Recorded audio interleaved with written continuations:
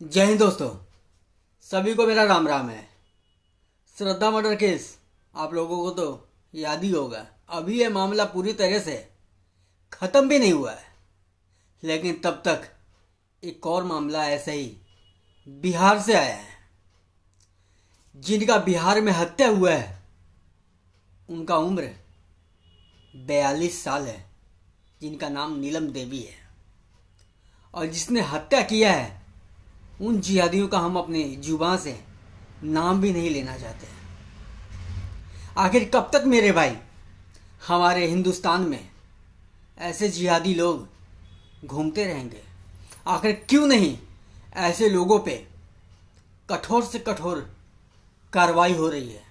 आखिर कब तक हमारा देश का कानून अपनी आंखें खोलेगा? अभी आप लोग देख रहे होंगे कुछ दिनों से बिहार में कंट्रोवर्सी कुछ ज़्यादा हो रहा है। कंट्रोवर्सी क्यों? सिर्फ फालतू के कामों के लिए। जो भोजपुरी के एक सुपरस्टार है खेसारी लाल, उसकी बेटी के ऊपर किसी ने गाना गाया, उसको लेकर के यादव समाज जो है रोड पे आ रहे हैं, तोड़ फोड़ कर रहे हैं, सिर्फ एक गाने की वजह से। अगर आप लोग यादव समाज के लिए अपनी आवाज़ को बुलंद करते हैं तो फिर आप लोग क्यों नहीं नीलम देवी के लिए आवाज़ को बुलंद किए? वो भी तो एक यादव समाज से ही आती हैं। जैसे आप लोगों ने खेसारी लाल की बेटी के लिए और खेसारी लाल के लिए किया आप लोगों ने, क्या आप लोगों को नीलम देवी के लिए नहीं करना चाहिए था?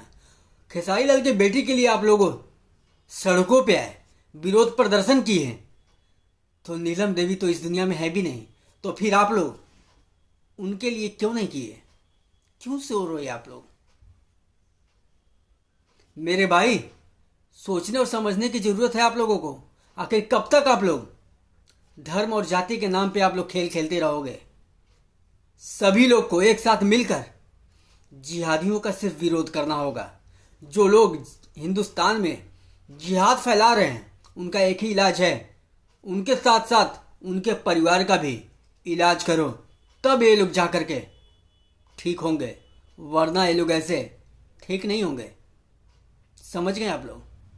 उनके परिवार को भी कुछ करना पड़ेगा और ज़रूरत है, तब ये लोग जा कर के शांत होंगे। आखिर मनीष कश्यप इस मामले में क्या कहते हैं आप लोग जरा वो भी देखो।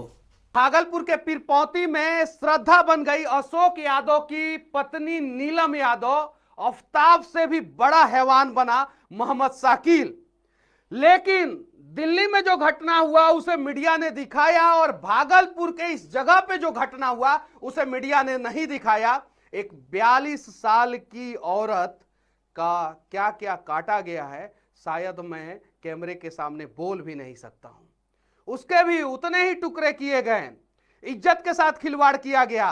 अशोक यादव गुहार लगाते रहे, विनती करते रहे, लेकिन उनके लिए इंसाफ का आवाज किसी ने नहीं उठाया। मीडिया टीआरपी में नहीं आ पाया, लोग वहां पे नहीं पहुंच पाए, क्योंकि घटना दिल्ली की नहीं थी, घटना बिहार की थी। और बिहार में भी पटना से लगभग 300 किलोमीटर दूर, भागलपुर से लगभग जो है 60 किलोमीटर दूर।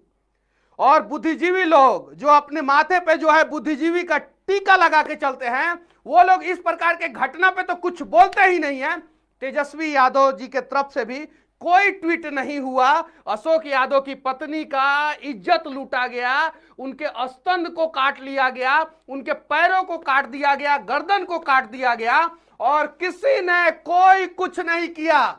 यादव का वोट चाहिए, लेकिन सिर्फ और सिर्फ चुनाव के समय में अशोक यादव की पत्नी का हत्या हो गया, किसी को कोई मतलब नहीं है। इन्हीं सब चीजों पे चर्चा करने के लिए समाज को आईना दिखाने वाले शिक्षक आज हमारे साथ शशि शरण सर हैं, जो बीपीएससी के बच्चों को पढ़ाते हैं। और इन सब मुद्दों पे चर्चा करने के लिए कोई शिक्षक आगे आना ही नहीं चाहता है। पता नहीं क्यों वो लोग शिक्षक कैसे, जो शिक्षा और संस्कार नहीं दे पा रहे हैं। देखिए मनीष जी, बस इतना कहना है कि शिक्षक का पहला धर्म है कि समाज के अंदर में बदलाव आए, समाज के अंदर में संस्कार हुए। किसी बड़े व्यक्ति ने कहा है कि एक स्कूल खोलना मतलब 100 जेल बंद कराने के बराबर है। लेकिन दुर्भाग्य है इस देश का कि यहाँ स्कूल खुलते जा रहे हैं लेकिन जेलें कम नहीं हो रही हैं। शिक्षा। जरा सोचिए, एक 42 साल की औरत नीलम देवी जो अशोक यादव की पत्नी है, उनके स्तन को काट लिया गया। देखिए सामाजिक रूप से ये मतलब इसकी निंदा तो करे, निंदा क्या करेगा आदमी, ये भर्त्सना के लायक भी नहीं है, ऐसी घटना है। समाज में शिक्षक की भूमिका, और माता पिता और शिक्षक ये दो लोग हैं जो सामाजिक शिक्षा बच्चों को देते हैं। लेकिन दोहरी नीति क्यों लोग अपनाते हैं? यही घटना हुआ था दिल्ली में तो सबने आवाज उठाया, और सेम वैसे ही घटना जो है बिहार के भागलपुर में हुआ, सब मौन है। देखिए ये समाज के लोगों को, बुद्धिजीवी वर्ग को आगे आना चाहिए और सोचना भी चाहिए। लेकिन तात्पर्य यह है कि शिक्षा का मतलब क्या है? शिक्षा का मतलब यह है कि उसके अंदर में सिर्फ नौकरी के लिए शिक्षा नहीं, सिर्फ रोजगार के लिए शिक्षा नहीं, शिक्षा का मूल उद्देश्य चरित्र का निर्माण करना और उसको सामाजिक गतिविधियों और समाज के प्रति उत्तरदायी बनाने की चिंता है। जब भी इस प्रकार की घटना होती है, कोई भी बुद्धिजीवी मुंह नहीं खोलना चाहता है, कहता है कि अगर हम मुंह खोलेंगे तो एक वर्ग के लोग नाराज हो जाएंगे। देखिए अब मजबूरियां तो हैं, लोगों की मजबूरियां हैं। हाँ। और हम भी बोल रहे हैं, तो कितनी न जाने गालियां मिलेंगी मुझे नहीं पता है। हाँ। लेकिन अगर ऐसी घटना पे आप पूछ रहे हैं तो बोलना मेरा फर्ज है, क्योंकि समाज के उन बच्चों के भविष्य का हम निर्माण करते हैं। अब जरा सोचिए, इनका उम्र 42 साल था, यहाँ पे पेपर में भी लिखा हुआ हाथ पांव कान सब कुछ काट दिया गया। अंदर जब जाते हैं तो यहां तक कि बहुत सारे अखबारों में, बहुत सारे जगहों पे जो है साफ साफ लिखा हुआ है कि स्तन तक को भी काट लिया गया। मुंह पे जो है वो धारदार हथियार से जो है मोहम्मद शाकिल नाम का आदमी जो है 42 साल के औरत को हवस का शिकार बनाना चाहता था। जब इसने विरोध किया, इन्होंने विरोध किया, तो इनका सारा कुछ काट दिया। और लोग यहां पे साफ साफ लिखा हुआ है कि वीडियो बना रहे थे, बचा नहीं रहे थे।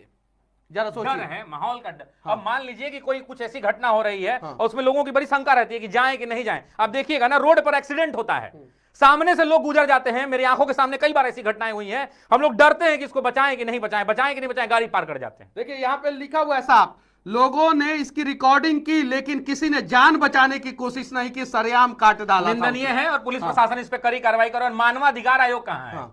ह्यूमन राइट कहां है? वो आएगा ना, अफजल के लिए आएगा, कसाब के लिए आएगा, वो इन सब चीजों के लिए, आतंकवादियों के लिए आएगा, नक्सलवादियों के लिए आएगा। लेकिन इस प्रकार की औरत के लिए, इस प्रकार की महिलाओं के को इंसाफ दिलाने के लिए कोई नहीं आएगा। महिला आयोग कहां है? कहां मर गए? एक महिला का भरे बाजार में जो है स्तन काट दिया गया, और फिर भी आप लोग जो है दिल्ली के एयर कंडीशन कमरे से निकल के जो है भागलपुर के पीरपैंती में नहीं पहुंच पाए। तो कहीं नहीं तो कहीं महिला आयोग आपके ऊपर भी प्रश्न चिन्ह खड़ा होता है।